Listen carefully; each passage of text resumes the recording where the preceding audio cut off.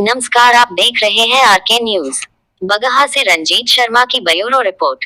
2024 लोकसभा चुनाव वाल्मीकिनगर संसदीय क्षेत्र से संजय यादव ने निर्दलीय चुनाव लड़ने की घोषणा, प्रेस कॉन्फ्रेंस कर दी जानकारी। बगहा में राष्ट्रीय कांग्रेस असंगठित कामगार संघ के प्रदेश सचिव संजय यादव ने 2024 लोकसभा चुनाव पार्टी के गलत निर्णय से नाराज होकर वाल्मीकि नगर संसदीय क्षेत्र से निर्दलीय चुनाव लड़ने की घोषणा शुक्रवार को बगहा में अपने निवास पर प्रेस कॉन्फ्रेंस कर दी जानकारी। वहीं संजय यादव ने कहा, पार्टी छोड़ने का निर्णय नहीं लिया हूँ मैं। कुछ लोग हैं कि कहते हैं, जैसे अभी अनिल शर्मा बोले कि मैं 1985 में पार्टी में आया था।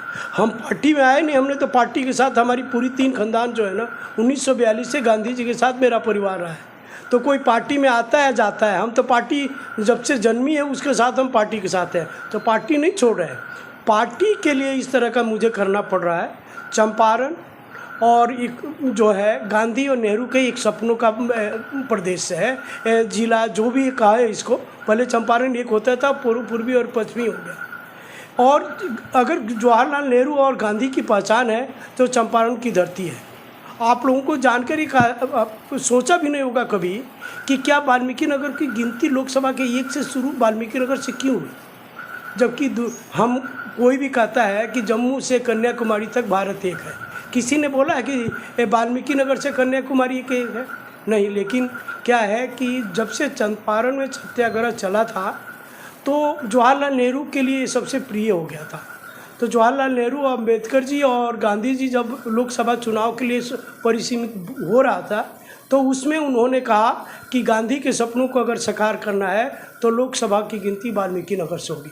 मैं उस सत्य को सार्थक करना चाहता हूँ। जब हमारे देश में हमारे पास पैसे नहीं थे उस समय भी जवाहरलाल नेहरू जी ने यहाँ 5 कैनाल बनाए, उसके बाद पेड़ों को लगाया। उनका सपना था कि चंपारण की धरती से हम हिंदुस्तान को दिखाना चाहते हैं। हरे भरे में आ रहा है कि आप वाल्मीकि नगर से लोकसभा का चुनाव लड़ने जा रहे हैं। हाँ, मैं लोकसभा का चुनाव निर्दलीय लड़ने जा रहा हूँ। और मैं समझता हूँ कि जितने मेरे कांग्रेसी भाई हैं, चाहे जैसे भी है, प्रत्यक्ष कोई दिखाई दे रहा है या नहीं दे रहा है, वो हमारे साथ हैं। और उनकी ही प्रेरणा है कि वो कहते हैं कि अगर आप कांग्रेस को जगाए रहना चाहते हैं यहाँ पे तो आपको लड़ना होगा। लेकिन इससे तो महागठबंधन को नुकसान होगा। महागठबंधन में क्या हुआ है मैं ये कहना नहीं चाहता हूँ।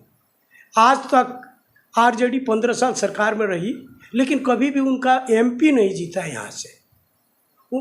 1979 1989 के बाद 99 जो है यहाँ पे महेंद्र बैठा से शुरू हुआ था और आज तक जेडीयू और एक बार सतीश दुबे, वो भी उनके पार्ट से ही हैं।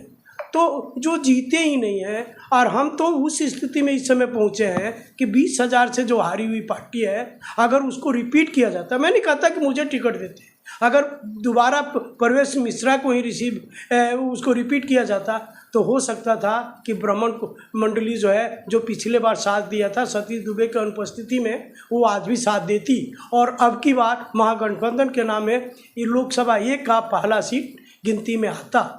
लेकिन यहाँ पे समीकरण नहीं बनाया गया और न राजनीति कोई सोच है। और इसमें भी मेरे को अमित शाह और मोदी के बू आ रहा है कि कहीं ना कहीं इसमें मैनिपुलेट किया गया है कि सुनील को जो लोग नहीं चाह रहे हैं और जैसे ही टिकट इधर उधर जाएगा तो वो लोग भी मजबूरी में सुनील को वोट देंगे। और सुनील को जिताने के लिए ये सारा महागठबंधन में कोई बहुत बड़ी गेम हुई है जो हमें आज प्रत्यक्ष नहीं दिखाई दे रहा है, लेकिन रिजल्ट के बाद दिखाई देगा। कितना टक्कर दे पाएंगे? कौन? मैं तो 2018 से अभी तक ये मेरे को लगता है नहीं कि इस लोकसभा में कोई पोल, कोई पेड़ जो सामने दिखाई देता है वहाँ पे मेरा कांग्रेस का साथ पोस्टर न हो। यहाँ पे तक कांग्रेस सुसुप्त अवस्था में थी और मैं यहाँ से कांग्रेस की वो सीट मांग रहा था जो हारी हुई है। 35 साल से जो सीट नहीं है, लेकिन फिर भी कांग्रेस को जब टिकट की बंटवारा के समय आती है ना तो उनके सारे गणित फेल हो जाते हैं, फिर किसी ऐसे को दे देते हैं जो क्षेत्र में कभी दिखाई नहीं देते। उसी का नतीजा कि हम 35 साल से हैं, जबकि हमने देखा आज तक कि बहुत सारे पहलवान एक बार अगर हार जाते हैं तो दोबारा जीतने के लिए बहुत सारी तैयारी करते हैं। लेकिन यहाँ पे हमने देखा एक बार हार गए, कोई बात नहीं, दूसरे बार भी हार जाएंगे। मतलब हारने से अंतर नहीं पड़ रहा था। अगर पड़ता तो इस 35 साल में आज तक हम जरूर जीत गए होते। कोशिश करने से हम कामयाब होते, और वो कोशिश हमने किया था 18 से, जिसका नतीजा है कि परवेश मिश्रा जी 20,000 वोट से आ रहे हैं। अगर अब की बार भी रिपीट किया गया होता तो 20,000 की वो कमी पूरी हो जाती, क्योंकि बीजेपी से और सुनील नया होने के कारण लोगों की थोड़ा वो विश्वास में नहीं आ रहे हैं, तो उसका फायदा कांग्रेस को मिलना था। लेकिन जैसे ही गठबंधन की सीट चेंज, अपना एक सुनहरा मौका गंवा दिया। कांग्रेस के साथ महागठबंधन भी एक सुनहरा मौका गंवा दिया है। वाल्मीकि नगर की लोकसभा की जनता से क्या अपील करेंगे? मैं वाल्मीकि नगर के जो जनता से यही अपील करूंगा कि आज तक मैंने कोई भी स्वार्थ, कोई पोस्टिंग करके किसी भी तरह के लोगों को मैंने शो नहीं किया कि मैं ये हूँ और मैं आपके लिए कर रहा हूँ।